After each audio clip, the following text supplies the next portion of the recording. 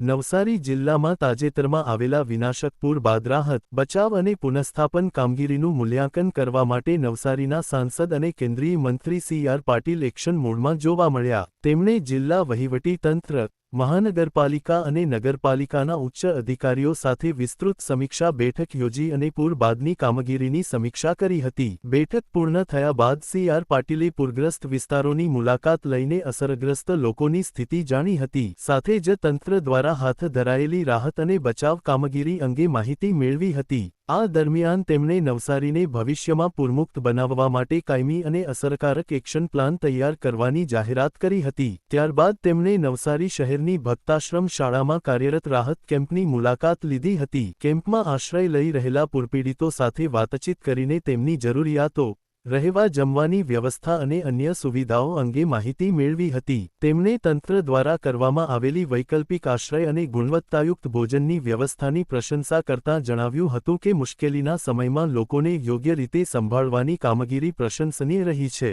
સી.આર. પાટીલે જણાવ્યું હતું કે આ વર્ષે અલ નીનો ની અસરને કારણે ભારે અને અસામાન્ય વરસાદની આગાહી અગાઉથી જ કરવામાં આવી હતી. અગાઉના પૂરના અનુભવોને ધ્યાનમાં રાખીને જિલ્લા વહીવટીતંત્ર અને મહાનગરપાલિકાએ સમયસર આગોતરા આયોજન અને જરૂરી તકેદારીના પગલાં લીધા હતા. તેના પરિણામે આ વખતે પૂર દરમિયાન રેસ્ક્યુ કામગીરી માટે કલેક્ટર કે મ્યુનિસિપલ કમિશનરને એક પણ ઇમરજન્સી ફોન કરવાની જરૂર પડી નહોતી. વહીવટીતંત્ર દ્વારા નીચાણવાળા વિસ્તારોમાંથી અંદાજે 11,000 લોકોને સમયસર સુરક્ષિત સ્થળોએ સ્થળાંતર કરાયા હતા. સમયસર સ્થળાંતર અને પૂર્વ આયોજનના કારણે મોટી જાનહાનિ તેમજ વ્યાપક નુકસાનને અટકાવવામાં સફળતા મળી હોવાનું તેમણે જણાવ્યું હતું. ભવિષ્યમાં નવસારી શહેર અને ગ્રામ્ય વિસ્તારોમાં વરસાદી પાણીના ભરાવાની સમસ્યાનો કાયમી ઉકેલ લાવવા માટે સરકાર વ્યાપક આયોજન કરશે તેવી ખાતરી આપતા સી.આર. પાટીલે જણાવ્યું કે અધિકારીઓ સાથે મળીને મજબૂત અને લાંબા ગાળાનો એક્શન પ્લાન તૈયાર કરવામાં આવી રહ્યો છે. આ યોજના હેઠળ વરસાદી પાણીના નિકાલની વ્યવસ્થા વધુ સક્ષમ બનાવવામાં આવશે,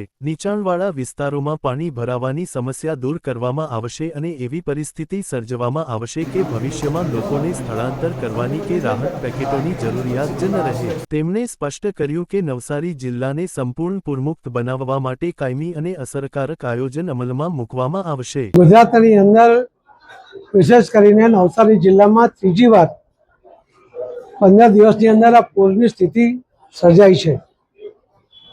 પહેલા પૂરમાં અને બીજા પૂરમાં જે અનુભવ હતા એના આધારે જે અગમચેતીના પગલાં લેવામાં આવ્યા એના કારણે આશ્ચર્યજનક રીતે એક પણ રેસ્ક્યુ માટેનો ફોન કલેક્ટર કચેરીએ, કલેક્ટરશ્રીને કે મ્યુનિસિપલ કમિશનર કોઈને આવ્યો નથી.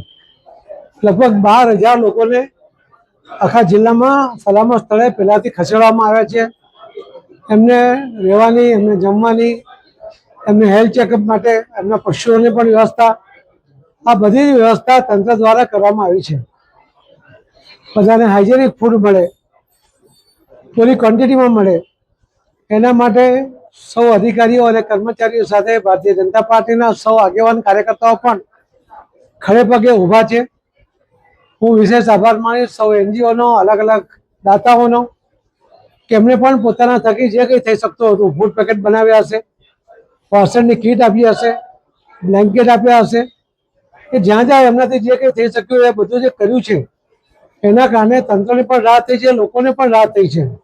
એટલા જ માટે માનનીય પ્રધાનમંત્રી મોદી સાહેબ જે કહેતા હોય છે કે બધું જ સરકાર કરે એની રાહ જોવાને બદલે બધાએ હાથ લગાવવો જોઈએ. અને એનું જીવંત ઉદાહરણ આપણને આ નવસારીના 3 જે પૂરની સ્થિતિ થઈ એમાં આપણને પોઝિટિવલી જોવા મળ્યા છે.